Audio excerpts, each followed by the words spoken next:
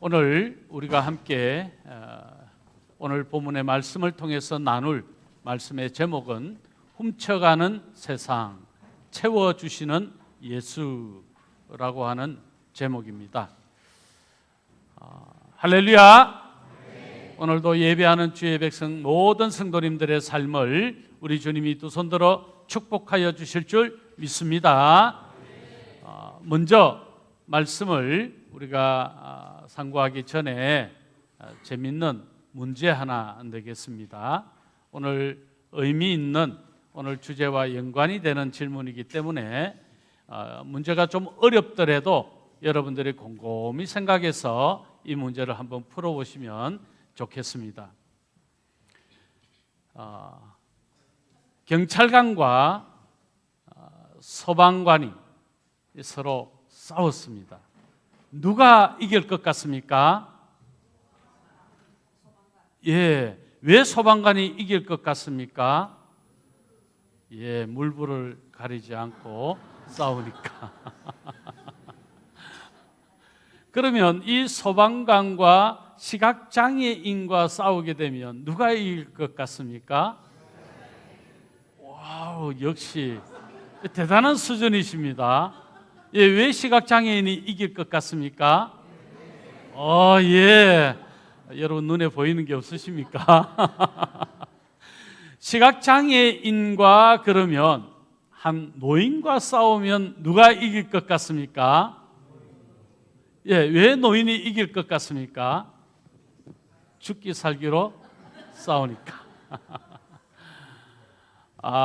대단하십니다. 맞추셨습니다. 그런데 더 중요한 것은 믿음의 사람을 당할 자가 없다는 것입니다. 믿음을 가진 사람이 언제나 승리하게 된다, 이기게 된다라는 거죠. 하나님을 믿는 믿음을 가지면 인생의 승리자가 된다. 오늘 그 이야기를 좀 나누려고 합니다. 왜 믿음이 중요한가? 왜 믿음을 가져야 하는가 하는 이야기죠. 우리가 잘 아는 어니스트 해밍웨이, 그가 남겼던 글작품이죠. 노인과 바다. 이런 위대한 작품이라 일컬어지는 좋은 작품을 썼던 이 해밍웨이, 그는 만 61세에 자살하여 그의 생을 마감하게 됩니다.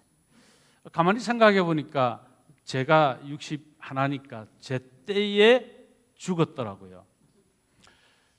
왜 그가 죽었을까? 그의 죽음 직전, 자살 직전에 남겼던 말입니다.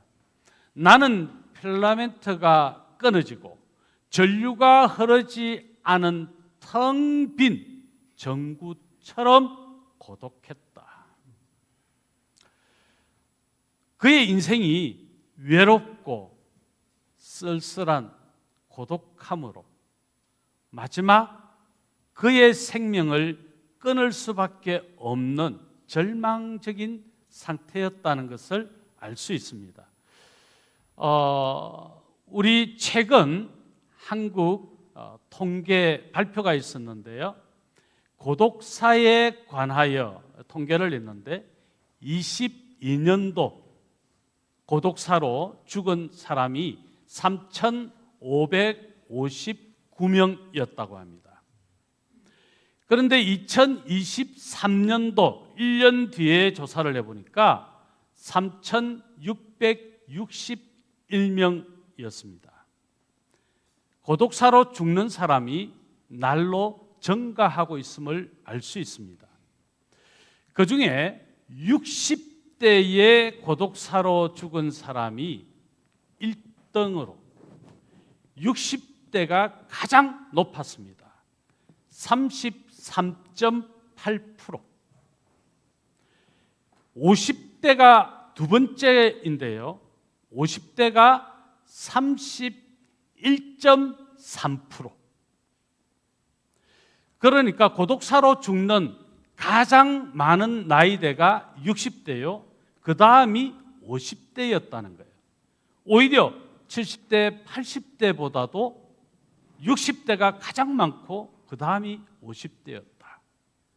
다 이룬 것 같고 가장 누려야 될 때라고 여겨지는 그때에 고독해서 스스로 목숨을 끊는 일이 있더라는 거죠. 여기에서 남녀 비율을 또 조사했습니다. 남자의 고독사는 무려 86.3%. 절대적으로 높았습니다. 여성 고독사 비율은요 13.3%. 남자가 여성들보다 훨씬 고독감을 느끼는 것이죠. 그건 여러 가지 남성들은 이해가 될 거예요. 무슨 의미인지. 우리가 정말 행복하게 삶을 살아온다고 하면서도 정작 정말 누려야 할 때, 이제 평안해야 될 때, 이제 행복하다고 노래해야 될 그때가 가장 고독하게 느껴지는 지금 그런 세대를 우리가 살고 있다는 것이죠. 오늘 우리는 풍요의 시대를 살아가고 있습니다. 그런데 마음은 점점 더 비어가는 세상을 살고 있는 거죠. 우리 자신을 드러내는 여러 SNS 속에 내가 행복한 것처럼 글을 쓰고 그림을 또 사진을 올리지만 정작 그들의 내면은 지쳐 있습니다. 너무 외롭습니다. 그래서 나는 혹시 무가치한 존재가 아닌가라고 느낄 때가 많다는 것이죠. 이유가 뭘까요? 도둑이 왔기 때문입니다. 아니, 도둑이 왔는데 그게 무슨 말이야? 그 도둑이 뭐냐? 오늘 예수님께서 이렇게 말씀하시죠. 우리 같이 한번 읽었으면 좋겠습니다. 도둑이 오는 것은 도둑질하고 죽이고 멸망시키려는 것뿐이요. 도둑이 오는 것은 도둑질하고 죽이고 멸망시키는 것뿐이다. 그러면 이 도둑이 뭐냐 하는 거겠죠. 도둑은 영적으로 또 성경의 해석적으로 사탄의 세력이라고 말할 수 있고 거짓 종교인이라고 말할 수 있습니다. 그리고 세상적 거짓 가치관 속에 매여 있는 사람들, 하나님을 믿지 못하고 하나님의 존재를 부인하는, 그래서 세상 가치관이 절대적으로 자신 인생을 지배하는 경우, 그게 도둑이라는 거죠. 관계를 무너뜨리고 내 마음을 죽이는 거짓의 영. 이 말씀은 당시에 거짓 종교인들, 거짓 교사들, 그들을 경계하면서 예수님께서 주시는 말씀이기도 합니다. 참 마음이 무겁고 아픈 이야기를 그래도 좀 나눠야 될 것 같아요. 솔직하게, 정직하게. 어떤 믿지 않는 분이 제게 이런 질문을 던졌습니다. 이만희가 이단이고 나쁜 종교라는 걸 이해합니다. 문선명이가 이단이고 나쁜 사람이라는 것 내가 알겠습니다. 그런데 한국의 유명한 교회고 큰 대형교회를 이루었는데 거기서 횡령이 일어나고 세습이 일어나고 그런 내용을 이야기하면서 그 교회는 그러면 올바른 교회입니까? 라는 질문을 제게 던졌습니다. 저는 조금도 쉬지 않고 대답했습니다. 아닙니다. 그것은 이단보다도 더 악한 양의 탈을 쓴 이리 집단입니다. 저 그렇게 대답했습니다. 그 근거는 교회가 복음의 본질을 잃어버리고 예수 그리스도께서 주인이셔야 하고 왕이셔야 하는데 예수님이 주인이 되지 못하고 왕이 되지 못한다면, 마치 목사가 왕이 되려 하고 주인이 되려 한다면 그는 거짓 종교인이고 거짓 교사입니다. 그가 성도들에게 끼칠 수 있는 영향은 참 구원의 은혜와 복음의 능력을 빼앗고 훔치는 것이기 때문에 가슴 아프지만 이것이 한국교회 안에 있는 또 다른 한 면이고 현실이기 때문에 저는 솔직하게 말씀드렸습니다. 교회의 본질은 복음입니다. 예수님만이 교회의 주인이십니다. 내가 주인이 되려가는 목회자가 있고 내가 주인이 되려가는 어떤 성도가 있다면 그는 거짓 종교인입니다. 도둑입니다. 그런 측면에서 이 세상은 도둑이 판치는 것 같은 그런 안타까움을 느끼게 만드는 거죠. 그렇습니다. 오늘 첫 번째 우리가 생각할 것은 무겁지만 세상은 훔치는 도둑이라고 하는 것입니다. 예수 그리스도를 믿는 믿음을 잃어버리고 본질을 잃어버리면 자기가 도둑질을 하는 것도 모릅니다. 자기가 의로운 줄 압니다. 그렇게 착각한 목사들이 의외로 있습니다. 제가 없다고 말하지 않습니다. 그러면서 저는 의로운가? 저는 도둑이 아닌가? 늘 두렵고 떨림으로 저를 살피게 됩니다. 여러분은 어떻습니까? 악한 영, 거짓의 세력들은 끊임없이 도둑질 하려고 하는데 세상은 그게 옳다고 이야기합니다. 그러나 우리 삶은 어떠해야 되느냐 하는 것이죠. 우리가 가난할 때 이렇게 말하죠. 좀 제대로 먹을 수 있었으면 얼마나 좋을까? 제대로 입으면, 그래서 내가 헐벗지 않으면 얼마나 좋을까? 내가 부자가 되면 얼마나 좋을까? 내가 돈을 좀 더 많이 벌어야 될 텐데. 이것이 가난한 마음을 가진 사람들이 가지고 있는 공통적인 생각들 아니겠습니까? 여러분, 의식주 문제로 우리의 마음을 훔쳐가는 것이 도둑입니다. 가난해도 예수 그리스도 안에 있으면 평안합니다. 왜냐하면 예수님은 천지를 창조하신 분이시며 모든 것을 소유하신 분이십니다. 그분은 전능하신 분이십니다.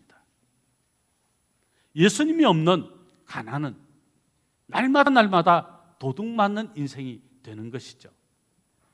지금 우리 현실은 어떻습니까? 우리는 일자리가 없고 또 일자리가 있으나 불안하고 또 어떤 경우에는 미래에 대하여 불확실한 내 자신을 발견합니다. 부자가 더 되고 싶고 하지만 부자가 될 수 없는 가난은 더 가난해지는 이런 세상을 우리가 살아갑니다. 그래서 그런 세상, 우리의 소망을 훔쳐가는 세상이다 말하는 거죠. 그래서 나온 이야기가 금수저, 흙수저 이야기 아니겠습니까?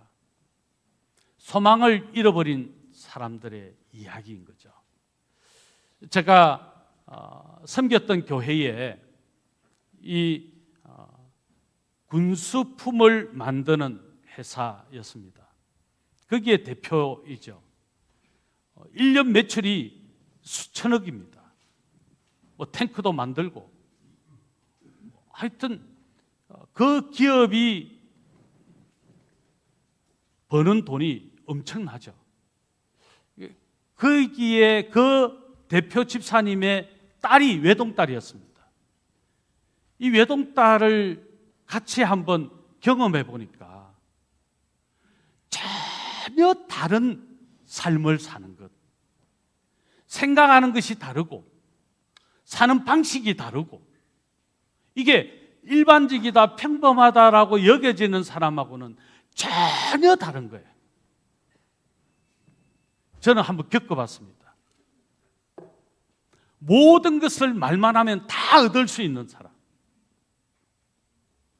사람보다도 강아지를 더 사랑하는 그 아이를 보면서, 그리고 결혼을 했음에도 자기 말은 무슨 말을 해도 다 이루어져야 되는 그런 사고 속에 사는 사람. 아, 그게 금수저구나 하는 걸 알게 된 거죠. 그래서 세상은 우리에게 이렇게 말합니다. 성공해야 잘 사는 거야. 사람들에게 인정을 받아야 행복한 거야. 내가 잘 살아야 무시당하지 않아.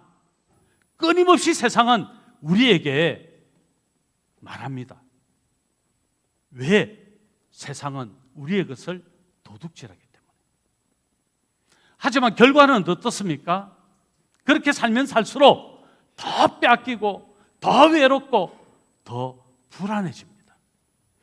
여러분, 부자가 되면 다 행복할 것 같습니까? 아니요. 부자가 되면 될수록 더 불행할 요소가 많습니다. 먹고 사는 문제는 어렵지 않겠죠.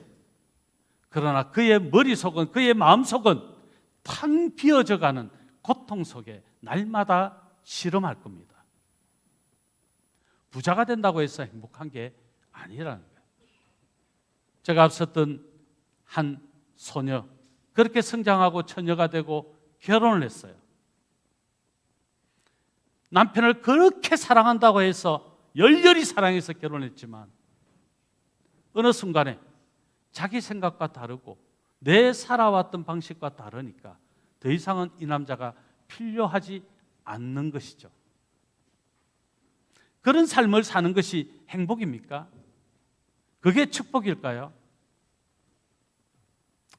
그건 마치 빈그릇에 바닷물을 부으면서 와, 이 물을 마시면 달콤할 거야 라고 하는 착각하는 것과 같습니다. 결국 더 목마르게 될 것이고 결국 세상은 우리에게 생명을 주지 못한다는 사실을 우리는 알아야 합니다. 오히려 더 이 세상은 훔쳐가고 뺏습니다. 그렇다면 여기에서 우리가 이제 생각해야 될 것이 무엇이냐는 것이죠. 두 번째, 예수님은 채우시는 목자라고 하는 사실을 알아야 된다는 거예요. 세상은 빼앗고 훔치지만 예수님은 채워주시는 분. 오늘 성경에 더 풍성하게 하려 하시는 예수 그리스도. 우리가 믿어야 될 예수 그리스도, 우리의 주여 왕으로 고백해야 될 예수 그리스도, 그분의 이야기를 하고 싶은 거죠. 자, 오늘 요한복음 10장 10절 후반절이죠. 예수님께서 이렇게 말씀하시며 자신을 소개하십니다. 우리 같이 한번 읽어보겠습니다. 내가 온 것은 양으로 생명을 얻게 하고 더 풍성히 얻게 하려는 것이라. 예수님이 오신 목적이 뭐냐? 양으로 하여금 생명을 얻게 하고 더 풍성하게 하려고 오셨다고 말씀하는 거죠. 세상은, 악한 자들은, 거짓 교사, 거짓 종교인들, 이 악의 무리들은 끊임없이 빼앗지만 예수님은 더 풍성하게 하시려고 이 땅에 오셨다고 말씀하고 있는 거죠. 그렇습니다. 예수님이 주시는 생명은 단순히 숨쉬는 생명, 호흡하는 것 이야기하는 게 아니에요. 소망의 삶을 말씀하는 것이죠. 여러분, 우리가 잘 아는 오 헨리라고 하는 작가가 마지막 입세 정말 굉장한 작품을 썼지 않았습니까? 여기에 중요 인물 3명이 등장합니다. 존 씨와 수와 먼저 존 씨와 수의 이야기를 좀 나누겠습니다. 존 씨는 아주 가난한 화가 예술인이었습니다. 수도 아주 가난한 예술인이었죠. 화가였습니다. 그래서 어느 워싱턴 스퀘어 서쪽에 있는 아주 가난한 예술가들만 모여 사는 곳에, 그런 빌리지에 살았습니다. 그런데 어느 날 그쪽에 폐렴이, 갑자기 전염병이 강타하게 됩니다. 가난하다라는 것 하면 우리가 탁 떠올리는 것도 있죠. 제대로 먹을 수 없다는 거죠. 영양실조에 많은 사람들이 부족한 현상 때문에 걸려 있었습니다. 이 존 씨도 마찬가지였습니다. 영양실조에 걸려 있는 상태에 몸의 면역 체계가 무너지고 저항력이 없어지니까 폐렴이 걸리게 된 거죠. 그래서 이 폐렴 때문에 정말 죽을 것 같은 상황에 직면하게 되고, 의사가 와서 진료를 하면 이렇게 말합니다. 존 씨는 살 확률이 10분의 1 정도 됩니다. 그런데 그 10분의 1 희망을 가지고 살겠다는 강한 의지가 있으면 그래도 살 수 있는 가능성이 10분의 1 정도 됩니다. 그런데 존 씨는 침대 베드 위에 누워서 창밖에 담쟁이 넝쿨 속에 있는 그 나무 잎새들을 바라보게 됩니다. 점점점 몸이 쇠약해져 가고 더 아파져 가는 그녀가 저 낙엽을, 마지막 잎새를 만약에 내가 보지 않게 된다면 나도 죽고 말 거야, 그런 생각을 하게 되는 거죠. 그래서 그녀가 창밖에 있는 이 잎새 하나하나를 거꾸로 세갑니다. 10, 7, 5, 3. 그리고 어느 날 마지막 하나의 잎새가 남게 됩니다. 그때 친구 수에게 말합니다. 저 잎새가 떨어지면 아마도 나도 죽겠지? 그때 이 수가 함께 늙은 베어먼이라는 화가, 늙었다는 것은 또 여전히 그런 가난한 예술인들이 사는 곳에 있다는 것은 실패한 예술가라는 인식이 아마 그에게 주변 사람들이 주는 인식이었을 겁니다. 실패한 화가인 거죠. 그런 베어먼에게 이 수가 이 존 씨에 대한 이야기를 하게 되고, 이 베어먼이 마지막 그 하나의 잎새가 떨어지면 이 존 씨가 죽게 될 것이라고 하는 안타깝고 불쌍한 마음이 드는 거죠.